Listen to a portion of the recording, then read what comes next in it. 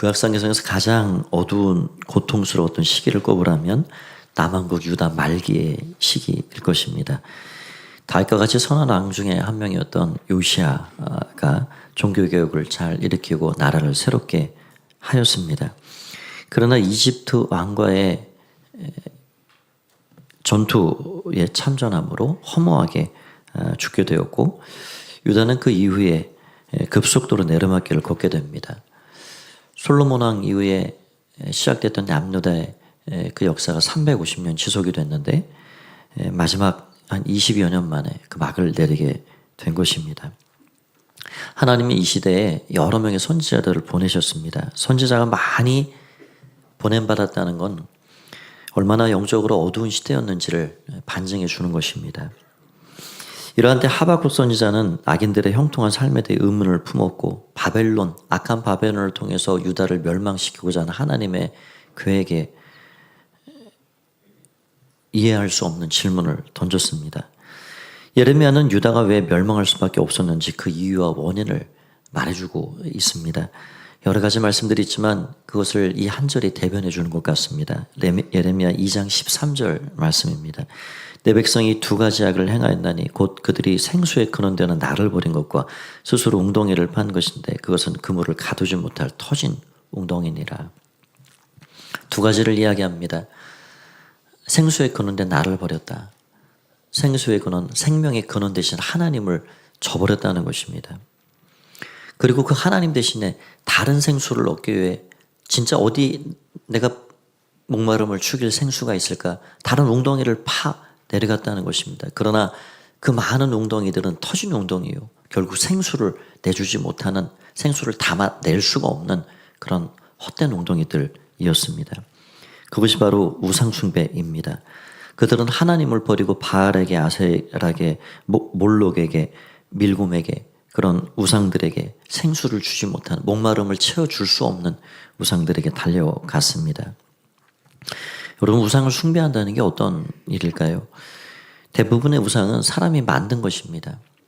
또 이미 지어놓은 그런 피조물 중에 짐승의 형상이나 해와 달이든 별이든, 또 기껏해야 사람 가운데 한 명을 그렇게 우상으로 만들어 놓습니다.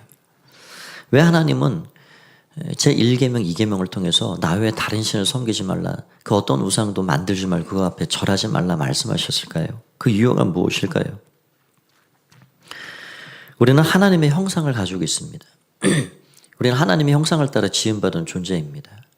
그래서 기본적으로 인간은 다른 피조물과 전혀 다른 차원의 하나님의 형상을 담지한 고귀하고 아주 보배로운 존재로, 작품으로 지어진 존재들입니다. 그런데 우리가 우리 손으로 만들어 놓은 그 어떤 우상 앞에, 피조물 앞에 절을 한다는 건 이 형상, 이미지를 가지고 있는 그 실체를 절시키는 것과 동일한 의미가 되는 것입니다. 그래서 여러분, 어둠의 영은, 마귀는 우리가 다른 피조물에게, 다른 우리 손으로 만들어 온 그 우상들에게 납작납작 절하는 것을 너무 좋아합니다. 왜냐하면 우리가 절을 하면, 하나님의 형상이 절을 하면 하나님이 절을 하는 것과 마찬가지이기 때문입니다. 여러분, 그래서 우리는 그 어떤 만들어진 우상 피조물에 그렇게 납죽납죽 절하고 그렇게 경배하고 예배할 하찮은 존재들이 아닙니다. 우리는 하나님의 형상을 담지하고 사는 존재들입니다. 그래서 고귀하고 존귀한 사람들입니다. 우리가 누군가를 공경하고 그래서 부모님께 인사도 하고 절을 하죠. 그런 것과는 다른 차원으로 무엇인가를 하나님처럼 여기고 신적인 그런 대상으로 삼아서 복을 빌고 그렇게 내 유익을 구한다 그러면 그것은 우리 자신들을 너무 하찮게 만들어가는 어리석음에 불과하다 하는 것이죠. 이런 우상 숭배가 당신의 택한 백성 유다에 가득 차게 되었습니다. 에스겔이 그 참상을 목도하게 되었는데, 하나님께 예배드려야 할 그 성전, 그 성전 방 곳곳마다 이런 우상들이 서 있고 우상에게 경배하는 수많은 사람들의 그런 모습을 에스겔이 보게 된 것입니다. 에스겔서 8장에 보면 그 적나라한 장면들이 묘사되어 있는데, 질투의 우상들이 서 있고 어떤 방을 뚫고 들어가 보니 각 각종 곤충과 짐승의 모양들이 그림이 그려져 있고 그 앞에 절을 하고 경배합니다. 지도자들은 우상에게 분향을 하고 예배하고 있습니다. 여인들은 하늘의 여왕이라 불리는 담무스, 그것이 아세라요. 그런 신들에게 경배합니다. 어떤 이들은 여호와의 제단을 등지고 태양신에게 절을 하고 있습니다. 그러면 성전 바깥의 삶은 괜찮았는가? 성전 바깥에도 폭력이 난무하고 각종 죄악이 가증스럽게 행해지는, 공의가 무너진 그런 삶의 모습을 살아갔습니다. 그 백성들의 삶의 수준, 신앙 수준이 거의 바닥을 치고 있는 것입니다. 이런 백성들의 모습, 이런 하나님 택한 그 도성에 사는 그 백성들의 모습을 보는 하나님의 탄식 소리를 들어보십시오. 예레미야 7장 9절 10절은 이렇게 이야기합니다. 너희가 도둑질하며 살인하며 간음하며 거짓 맹세하며 바알에게 분향하며 너희가 알지 못하는 다른 신들을 따르면서 내 이름으로 일컬음을 받는 이 집에 들어와서 내 앞에 서서 말하기를 우리가 구원을 얻었나이다 하느냐. 이는 이 모든 가증한 일을 행하려 함이로다. 하나님의 또 안타까움을 표현하는 이 말씀을 들어보십시오. 13절입니다. 여호와의 말씀이니라. 이제 너희가 그 모든 일을 행하였으며 내가 너희에게 말하되 새벽부터 부지런히 말하여도 듣지 아니하였고 너희를 불러도 대답하지 아니하였느니라. 짝사랑을 향해 쫓아가고 쫓김받는 대상은 도망가고 하나님이 이게 나의 마음이다. 새벽부터 저녁까지 그렇게 당신의 마음을 표현하고 이것이 너희를 향한 내 마음이야 라고 말하여도 듣기를 거부하고 회피하고 거절해버리는 그 백성들을 바라보시는 그 하나님의 마음이 어떠할까 생각이 됩니다. 그 결과 내가 너희 중에 항상 함께 있으리라 약속하셨던 그 성전, 거기 더 이상 머물러 계실 수가 없었습니다. 그래서 하나님의 영광이 그 성전을 떠나고 말아요. 에스겔서에 보면 그 하나님의 영광이 그 문지방을 넘어서 동편으로 그렇게 떠나버리는 그런 일들을 볼 수 있습니다. 여러분 이런 것들을 생각해 보십시오. 우리 사는 이 마산 지역에도 저 마산만에 가면 등대가 있습니다. 몇 개 서 있죠. 저 진동에도 등대가 여행 코스로 이렇게 서 있는 건지 산책할 수 있도록 만들어 놓았습니다. 지금 그 등대를 예전처럼 그렇게 쓰는지는 모르겠지만 GPS 항법 장치가 없었을 때 그때의 등대는 얼마나 귀한 것입니까? 폭풍을 몰아치는 그 치락같이 캄캄한 밤바다를 밝혀주는, 그래서 항구에 무사히 도착하게끔 만들어주는 안내자가 등대입니다. 그 등대에 불빛이 켜져 있어야 배들은 안심하고 목적지를 향해 올 수 있는 거예요. 그런데 그 등대를 지키는 등대지기가 병이 나서 며칠간 그 등대에 불을 밝히지 못했다 한번 생각을 해보십시오. 그 불이 꺼져 있는 등대, 칠흑 같은 어두움에 그 밤바다를 배들이 무엇을 보고 그 앞을 향해 갈 것입니까? 헤맬 수밖에 없는 것이고 좌초되는 배들도 생겨날 것이고, 지금 하나님의 성전은 그 위용찬란한 그 성전은 그대로 본 모습 그대로 있습니다. 그러나 그 금을 발아놓고 각종 질 좋은 백향목으로 지어놓은 그 성전, 그 건물 자체가 무슨 의미가 있습니까? 하나님의 영광이 함께하지 않는 성전은 이미 그 의미를 잃어버린 것입니다.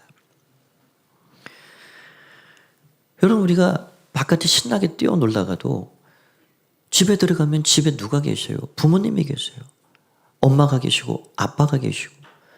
그런데 부모님이 어디 멀리 출타를 했든지 엄마 아버지가 없는 그 집을 상상을 해보십시오. 어린 자녀에게는 그거 굉장히 슬프고 굉장히 힘든 일입니다. 텅 빈 집. 제가 우리 교회 6년 전에 와서 저는 뭐 교회 뭐 오자마자 무슨 뭐 아는 사람도 없고 뭐 저를 불러주는 사람도 없고 노예 와서 뭐 일 좀 하시라 뭐 그런 사람도 없고, 그러니 뭐 계속 죽치고 교회에 있는 거죠. 주구장창 교회에 있는 거예요. 근데 어떤 권사님 한 분이 그러시더라고요. 아유 목사님 교회 계속 있고 오래 있어서 좋아요. 그런 것 같아요. 제가 오래전에 어떤 목사님이 그런 얘기를 하시더라고요. 그분이 평신도 시절에 시골, 그 작은 시골 교회를 섬기게 됐는데 이 예수님 병접한 그 뜨거운 마음에 참 감격이 있는 그런 상태였습니다. 그래서 주일만 가는 게 아니라 평일에도 낮에도 뭐 이렇게 그 교회 가는 거예요. 예배당 문 열려 있으니까 가서 기도하고 오고 또 가면은 목사님하고 또 차도 한잔 마시고 도란도란 얘기도 하고. 그런데 그 시골 교회 그 목사님이 이제 그렇게 그 환영하고 따뜻하게 맞아준 목사님이 임지를 옮기신 것 같아요. 이임을 하셨어요. 그랬더니 그분이 그 텅 빈 사택 그냥 썰렁한 예배당 그거를 보니까 아이고 교회 예배당에 목사님이 없으니 하나님도 떠나신 것 같다. 그런 생각이 들더라는 거예요. 여러분 교회라는 게 도대체 뭡니까? 건물이 교회를 말해주지 않습니다. 여러분이 속한 그 목장이 무엇입니까? 사람이 중요한 거예요. 누군가가 지켜야 돼요. 등대지기가 등대를 지켜가듯 누군가는 있어야 되는 거예요. 그래서 제가 그런 마음을 좀 먹게 됐지요. 그 뒤로부터. 뭐 특별한 일 아니면 무슨 사역을 하든지 뭐 모임이 있든지 그런 거 아니면 교회를 지켜야 되겠다. 뭐 제가 교회에 있는다고 뭐 특별히 그렇게 도움을 주는 건 없습니다. 그러나 누구든 오시면 저를 뭐 만나고 싶은 분도 있고 교회를 있어야 되겠다. 그래서 제 아내에게는 미안하지만 제가 집에 있는 시간보다 교회에 머무는 시간이 훨씬 많습니다. 어떻게 또 그렇게 됐어요. 여러분 하나님의 성전, 그 하나님의 성전이 중요한 건 뭐냐면 주님이 거기 함께 계시기 때문입니다. 하나님의 영광이 거기 머물러 있었기 때문입니다. 우리 믿음의 사람들에게 가장 큰 비극은 무엇입니까? 하나님의 영광, 그 하나님의 임재가 떠나가는 거예요. 하나님의 영광, 하나님의 임재가 떠난 백성들, 그런 성전, 그건 빈 껍데기에 불과합니다. 누군가는 불을 밝힐 수 있는 하나님의 영광의 임재가 있는 그런 삶, 그것이 가장 귀한 것이죠. 하나님이 함께 하시면 초라한 텐트 장막도 괜찮습니다. 거기 하나님 함께 하시면 거기가 영광스러워지는 거예요. 많은 사람들은 재물로 힘과 명예로 드러나는 삶으로 자신의 삶을 화려하게 치장하고 포장하며 살아갑니다. 그러나 아무리 그렇게 한들 하나님의 영광이 떠난 하나님의 임재가 없는 인생은 겉껍데기에 불과한 것입니다. 우리의 삶이 누군가 보기에 우리 겉사람이 초라해 보일지 모르지만 아무도 알아줄 리가 없다 해도 하나님이 함께 하시면 가장 존귀하고 가장 영광스러운 존재임을 기억하시기 바랍니다. 지금 예루살렘 성전은 빈 껍데기만 남았습니다. 그것만이 아닙니다. 거짓 선지자들이 득세하고 공의가 무너지고 죄악이 일상이 돼버린 그 어느 것 하나 기대할 것이 보이지 않는 혼란한 시기였습니다. 이러한 때 하나님께서 그 백성들을 놓지 않고 약속의 말씀을 주고 계신데 예레미야 29장 11절은 이렇게 이야기합니다. 여호와의 말씀이니라. 너희를 향한 나의 생각을 내가 하나니 평안이요 재앙이 아니니라. 너희에게 미래와 희망을 주는 것이니라. 예레미야 선지자는 바벨론에 항복하라는 거예요. 바벨론에 항복하니까 하나님 뜻이라는 거예요. 거짓 선지자들은 예레미야를 매국노로 취급했습니다. 바벨론이 이미 포로로 잡혀간 사람들 곧 당신들 돌아올 것이니까 거기 집도 짓지 말고 농사도 하지 말라는 것입니다. 그러나 예레미야는 반대로 얘기했습니다. 우리가 바벨론에 끌려가는 것이 하나님의 뜻입니다. 여러분 그러니 불안한 감을 다 거두어버리고 땅을 일구고 나무를 심고 과실수를 심고 가정을 이루고 거기에 마음을 두십시오. 그렇게 얘기하는 거예요. 바벨론은 우리를 아주 버리시는, 우리를 끊어내시는 하나님의 손길이 아닙니다. 하나님 우리의 미래와 소망을 우리에게 안겨주시는 것입니다. 바벨론은 그래서 우리에게 용광로와 같은 곳입니다. 거기에서 우리는 이 땅에서 할 수 없었던 더 아름답고 정금과 같은 사람들로 빚어져 갈 것입니다. 바벨론은 하나님의 축복입니다. 예레미야가 그걸 지금 이야기하고 있는 거예요. 그냥 70년을 거기서 살아야 돼요. 아니 그 이상을 살아야 됩니다. 여러분 우리에게도 내가 원하지 않는 그런 시련, 고난이 다가오기도 합니다. 그러나 시련과 고난이 다가오는 것 자체가 문제가 아니에요. 내가 하나님 안에 있느냐 바깥에 있느냐, 예수 안에 있느냐 바깥에 있느냐가 중요한 것입니다. 우리가 하나님 안에만 있으면 그 어떤 시련도 고난도 우리를 그리스도의 사랑, 하나님의 사랑에서 끊어내지 못합니다. 오히려 우리를 더 아름답고 정금과 같이 우리를 빚어가는 도구에 불과합니다. 예레미야는 그거를 이야기하고 있습니다. 재앙이 아닌 하나님은 미래와 소망을 주고 계시는, 아무것도 보이지 않는 칠흑같이 어두운 그런 환경이지만 하나님은 거기가 끝이 아니다. 너희 인생 여기가 끝이 아니다. 나의 생각은 재앙이 아니요 미래와 소망을 주는 것이다 라고 말씀하고 계십니다.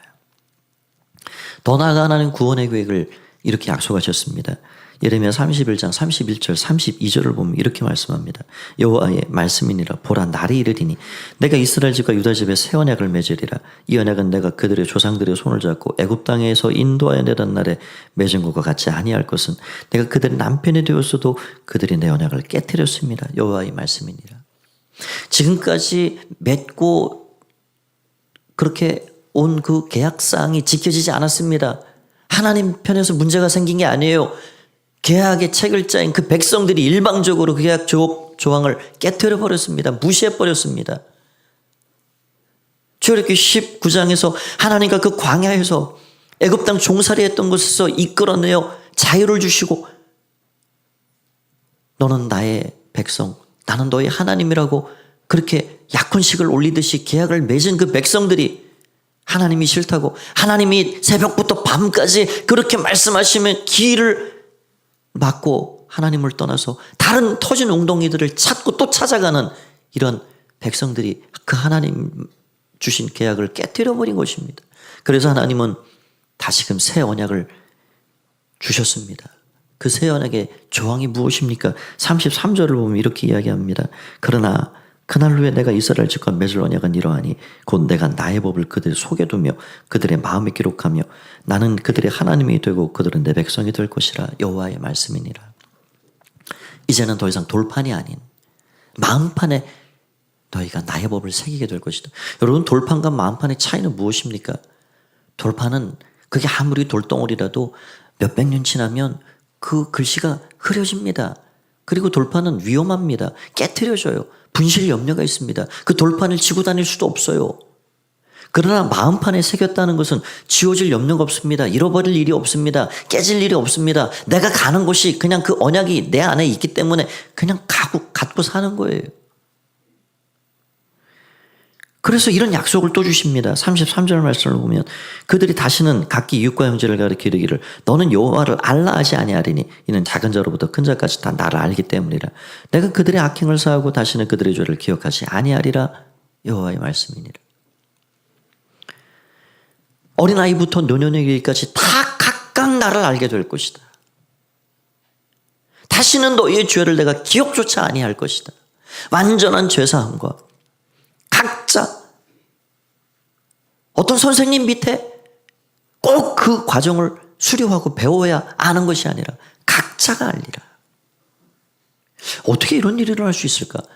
똑같은 계시의 말씀을 들은 에스겔 선지자가 우리에게 정답을 주고 있습니다. 에스겔서 11장 19절 말씀 이렇게 말씀하십니다. 내가 그들에게 한 마음을 주고 그 속에 새 영을 주며 그 몸에서 돌 같은 마음을 제거하고 살같이 부드러운 마음을 주어 20절 내 율례를 따르며 내 규를 지켜 행하게 하리니 그들은 내 백성이 되고 나는 그들의 하나님이 되리라. 핵심이 무엇입니까? 내 영을 너희 속에 주고 바로 성령님이십니다.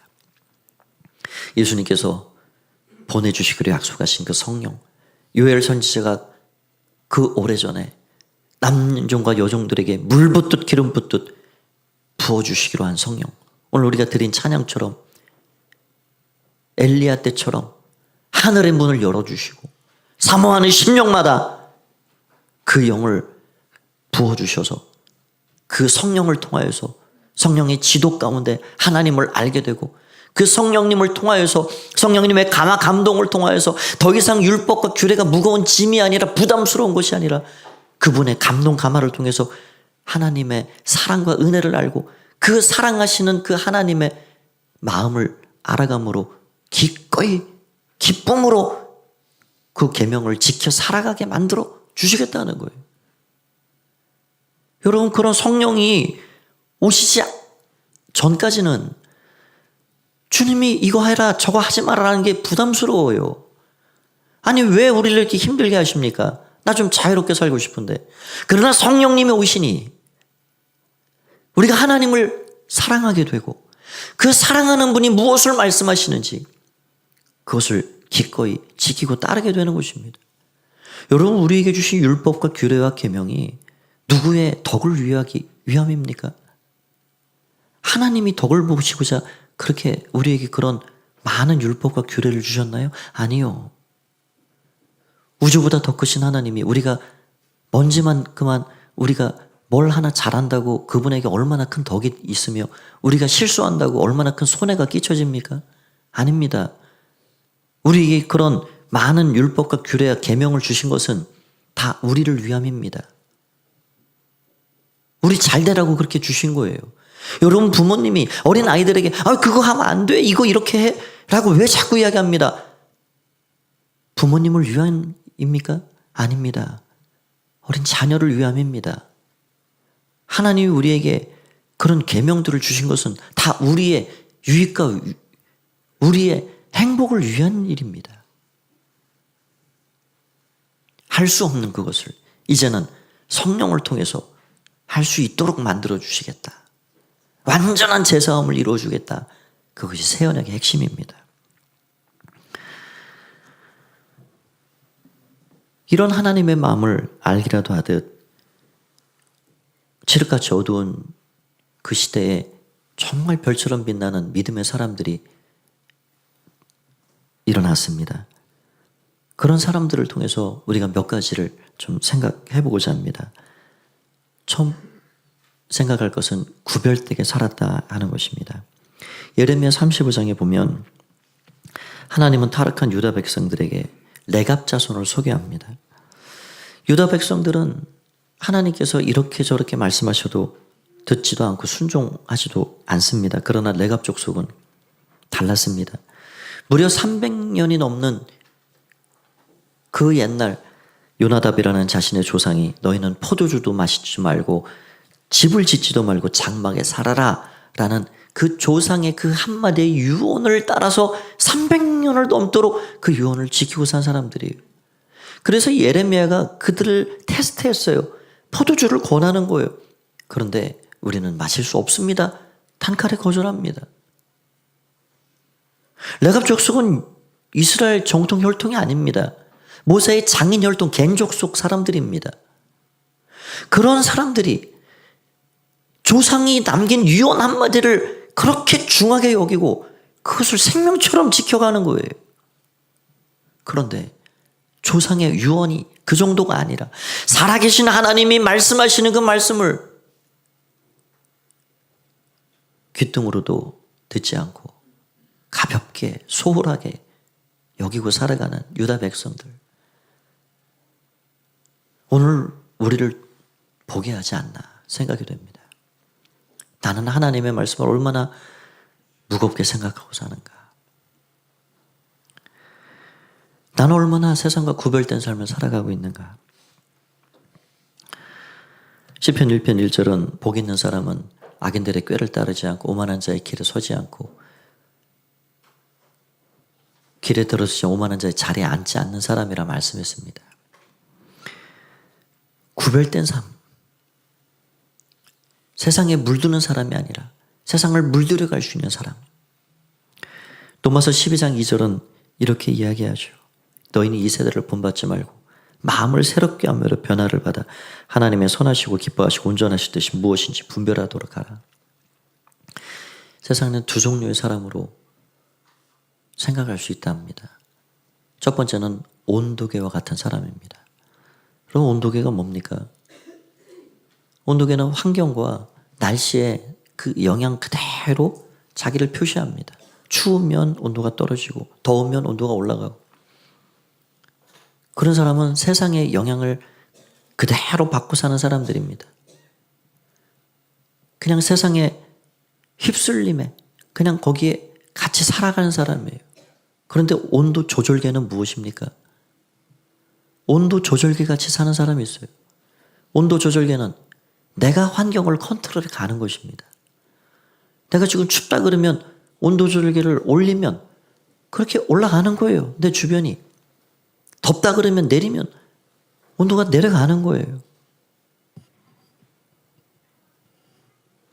여러분, 우리의 삶이 구별된 삶이 필요합니다. 하나님 한 분만을 바라보는 구별된 삶이 필요합니다.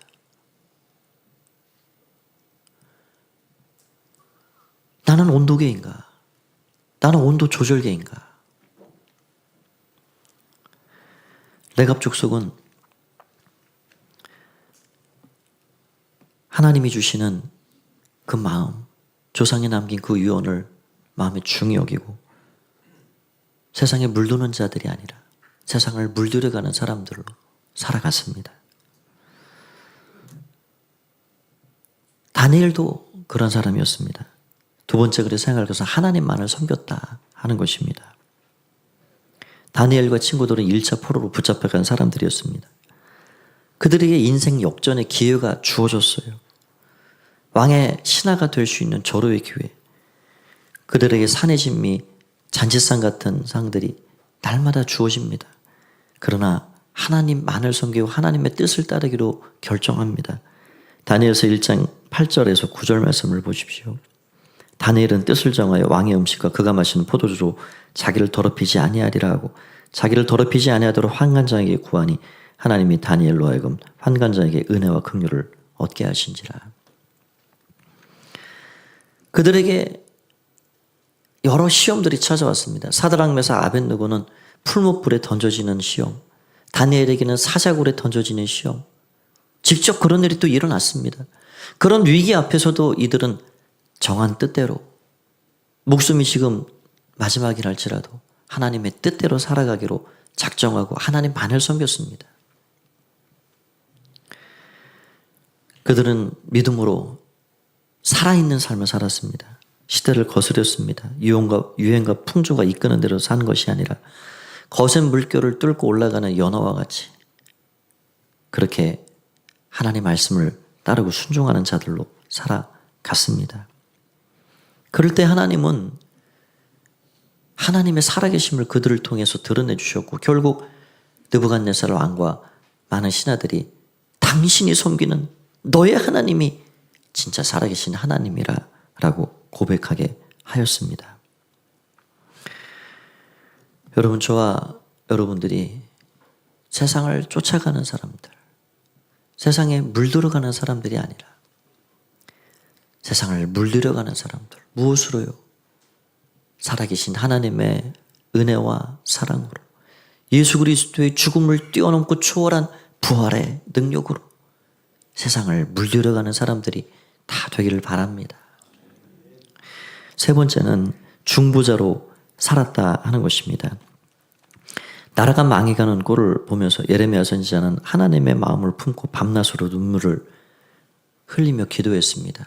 그래서 그의 별명이 눈물의 선지자입니다.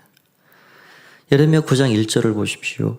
어찌하여 내 머리는 물이 되고 내 눈은 눈물 근원이 되고 죽임을 당한 딸 내 백성을 위하여 취하러 올리로다.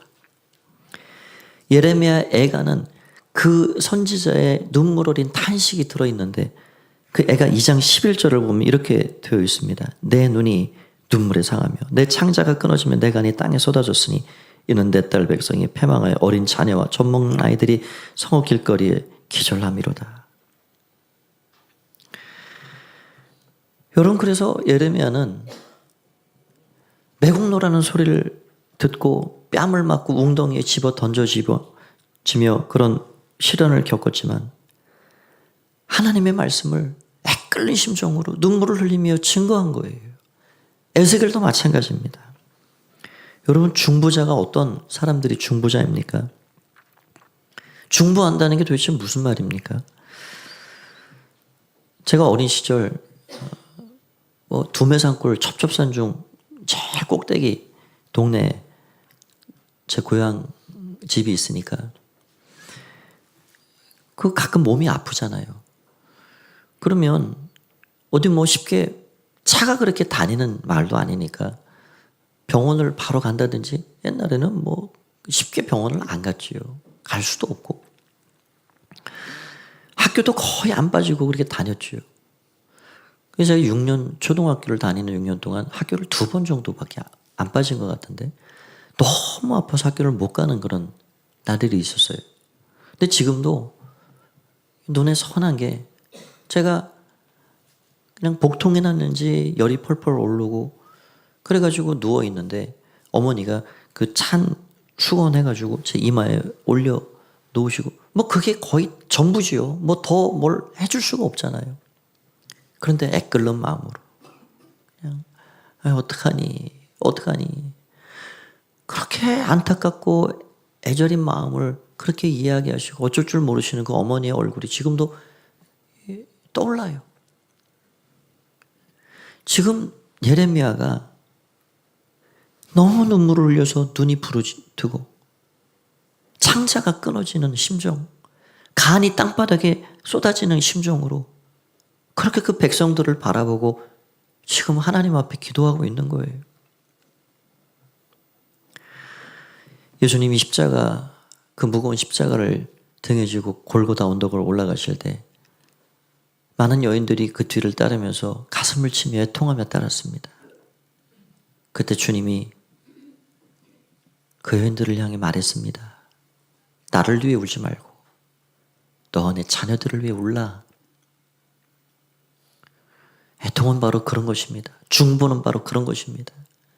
어머니의 마음, 어린 자식을 어떻게 도울 줄 몰라 그냥 안타깝기 그지없는 그 애절한 마음, 그 하나님의 마음을 가지고 나의 자녀들을 향해, 나의 가족들을 향해, 나의 목원들을 향해, 나의 교회를 향해, 이 땅, 이 나라, 이 민족을 향해, 이 땅의 교회들을 향해 그렇게 기도하는 거예요. 그게 중보자입니다. 여러분, 얼마 전에 교회 신뢰도 조사가 나와서 제가 보게 되었는데, 사람들이 교회를 얼마나 신뢰하고 살까?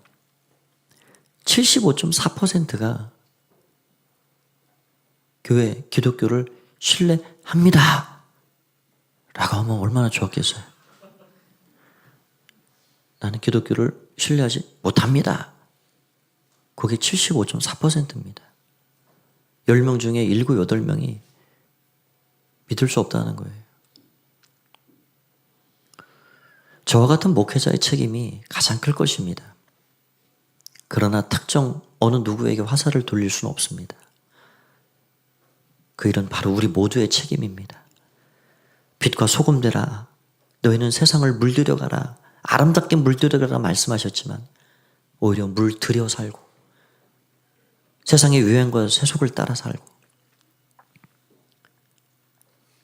진실되지 못한 우리의 삶이 하나님의 영광을 떠나게 만들고 있지는 않은가 다시 돌아보게 됩니다. 저와 여러분이 세상을 향해 중보자가 되어 살면 좋겠습니다. 하나님의 마음, 어머니의 마음, 그것이 바로 세상을 살리는 길입니다. 마지막 4번째는 믿음으로 살았습니다. 하박국 선지자는 부조리한 세상을 보며 하나님께 따져 물었습니다. 그때 하나님께서 말씀을 주셨고 비로소 자신의 원망과 불평을 다 거두고 위대한 노래를 하나 이렇게 만들었습니다. 하박국 3장 17절 19절 말씀 제가 읽어보겠습니다. 비록 무화과 나무가 무성하지 못하며 포도나무에 열매가 없으며 감람나무에 소출이 없으며 밭에 먹을 것이 없으며 우리의 양이 없으며 외양간에 소가 없을지라도 나는 여호와로 말미암아 즐거워하며 나의 구원의 하나님으로 말미암아 기뻐하리로다. 19절 주 여호와는 나의 힘이시라 나의 팔을 사슴과 같게 하사 나로 나의 높은 곳으로 다니게 하시리로다. 이 노래는 지휘하는 사람을 위하여 내 수금에 맞춘 것이니라. 하나님 앞에 의문을 가지고 불평불만을 늘어놓던 이 선지자가 하나님의 약속의 말씀은 더딜지라도 반드시 이루어진다는 사실을 듣고 하나님, 내 삶이 이렇게 내가 원하는 대로 되지 않고 없는 것 투성이라 할지라도 저는 하나님으로 인하여 살겠습니다. 하나님이면 저는 만족합니다. 그래서 믿음으로 살기를 결단합니다. 하박국 2장 3절 4절 말씀을 보십시오. 이 묵시는 정할 때가 있느니 그 종말이 속히 이르겠고 결국 거짓되지 아니하리라. 비록 더딜지라도 기다리라. 지체하지 않고 반드시 행하리라. 보라 그의 마음은 교만하여 그 속에 정직하지 못하나 의인은 그의 믿음으로 말미암아 살리라. 말씀을 정리하고자 합니다. 이 시대도 예레미야와 같은 영적 어두움이 우리 곳곳에 삶의 주변에 있습니다. 그러나 낙심하고 절망할 이유가 없는 것은 우리에게 새 언약을 주시고 우리의 미래와 소망을 열어주시는 하나님이 우리와 함께 계시기 때문입니다. 하나님의 영광이 함께하는 한 우리에게는 소망이 있습니다. 레갑 족속처럼 구별되게 살아가고 다니엘처럼 하나님만을 바라보며 하박국처럼 하나님으로 인하여 만족을 누리고 믿음으로 살며 예레미야처럼 하나님과 세상 사이에 중보자가 되어 살아갈 때 하나님 우리를 통하여서 최소한 내가 만나는 사람들, 나의 삶의 환경을 하나님 나라로 바꾸어 주실 것입니다. 한 주간의 삶도 그런 하나님의 은혜 가운데 승리하는 복된 삶이 되시기를 주님의 이름으로 축원드립니다. 시간 자 기도하겠습니다. 하나님 은혜를 감사합니다. 오직 의인은 믿음으로 산다 하신 대로 세상의 삶이 또 환경이 참 어두워질지라도 우리 안에 영광의 주님이 계신 한 그 등불이 꺼지지 않음을 믿습니다. 주님, 세상에 물드는 자가 아니라 세상을 아름답고 생명력 있게 물들여가는 하나님의 사람들로 살 수 있도록 우리 모두를 축복하여 주시옵소서. 예수님의 이름으로 기도하옵나이다. 아멘. 예, 우리 교회에 새로 등록하신 분이 계신데 말씀드리면 잠시 자리에 일어나시면 감사하겠습니다. 장태하 이세령 집사님, 예, 새가족 수료자는 잠시 후에 하겠습니다.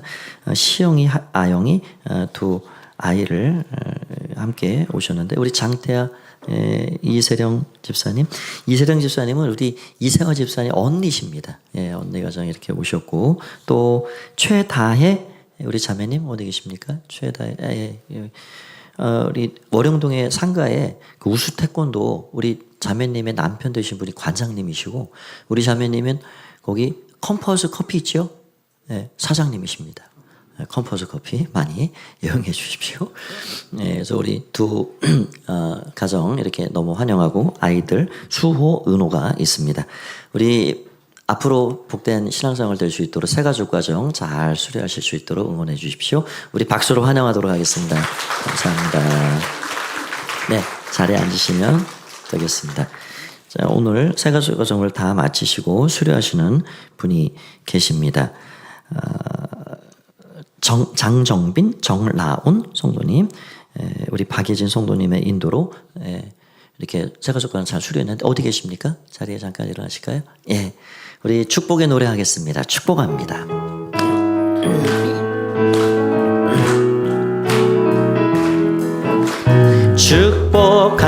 축복합니다. 주님의 이름으로 축복합니다.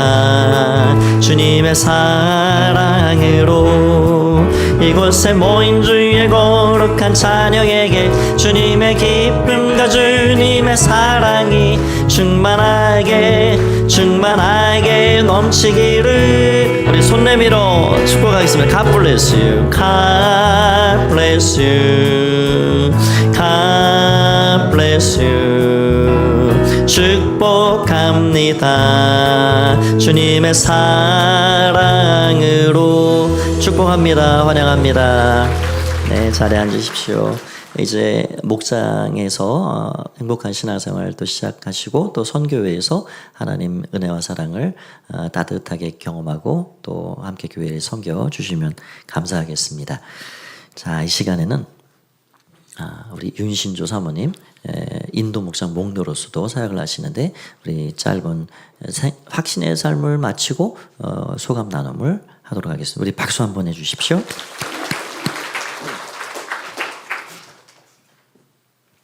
안녕하세요. 저는 인도 목장의 목녀 윤신주입니다. 짧게 하겠습니다. 네, 저는 얼떨결에 확신의 삶 공부를 하게 되었는데 저에게는 너무 유익한 시간이었습니다. 이제껏 해왔던 신앙생활을 점검하고 다시 한번 또 내 삶을 돌아보고 나누고 도전받는 시간이 되었던 것 같습니다. 구원의 확신은 있었지만 머릿속으로 또 정리되지 않았던 부분들도 정리가 되고 조금 더 하나님과 친밀해져야 됐다고 할까요? 정말 하나님께서 내 삶의 주인이시고 나와 동행하신다는 확신이 들었습니다. 여전히 내 삶에 역사하시고 말씀을 통해 이루어 가시는 분임을 깨닫게 되었습니다. 일상 가운데서도 말씀을 좀 더 가까이 하게 되고 하나님께 여쭙고 또 그 시간들을 통해 나와 만나기를 원하셨던 것을 알게 되었습니다. 머리로는 알았으나 또 아이를 키운다는 핑계로 말씀을 읽고 묵상하는 시간이 많이 없었는데 말씀을 또 공부하고 상공부를 하면서 경건의 시간을 더욱더 많이 가져야겠다고 다짐해 보았습니다. 구원받은 자녀로 하나님을 기쁘시게 하는 삶을 살도록 항상 삶을 점검하고 또 사라지지 않는 옛 속성에 매일 새로운 속성을 덧입히면서 결단하는 삶을 살도록 하겠습니다. 아직도 많이 연약하고 부족하지만 이런 저를 자녀 삼아 주셔서 어제도 오늘도 앞으로도 인도하시는 하나님을 찬양합니다. 끝으로 삶을 같이 나누어 주신 집사님 두 분과 또 상공부를 인도해 주신 박지연 사모님께 감사의 말씀을 전합니다. 감사합니다. 네, 감사합니다. 네, 사모님 이제 상공부 강사도 하시고 하는데 앞으로 더 기대되는 사모님 삶이 되시기 바랍니다. 말씀드렸듯이 확신의 삶은 여러분 뭘 배운다라고 생각하지 마시고 배운다 그러면 부담되십니다. 그냥 우리 목자 목녀님들을 만나시는 겁니다. 7번만 만나시면 됩니다. 편안하게. 그러면 거기에 은혜를 만나게 되고 하나님을 더 깊이 만나게 될 것입니다. 귀한 은혜와 유익이 있을 것입니다. 함께 올 한 해 확신의 삶으로 여러분 목자 목녀님들과 함께 하시면 좋겠습니다. 이제 다 자리에서 일어나셔서 우리 앞뒤 좌우 인사 나누십니다. 한 주간을 승리하십시오. 주의 은혜가 함께 하시길 바랍니다. 우리 함께 말씀을 기억하면서 찬양 드리도록 하겠습니다. 세상 흔들리고 사람들 편에도 믿음으로 살겠습니다. 세상은 들리고 사람들은 변하여도 나는 주를 섬기리. 주님의 사랑은 영원히 변하지 않네. 나는 주를 신뢰해.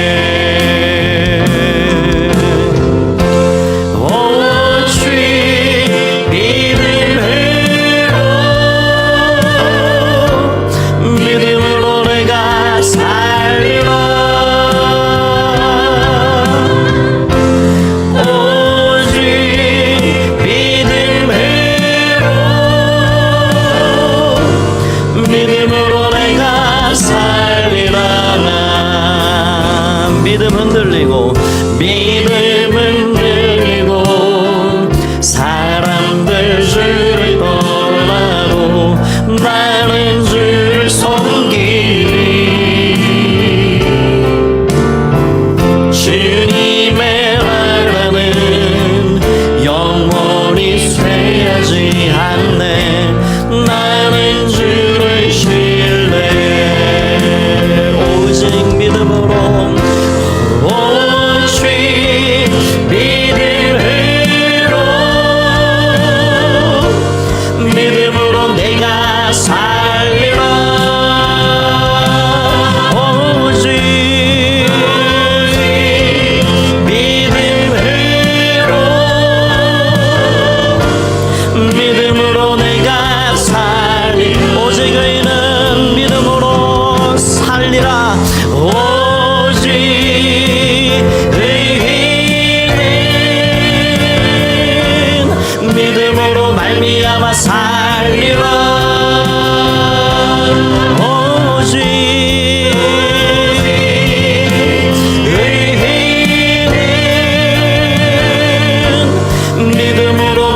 말미암아 살리라.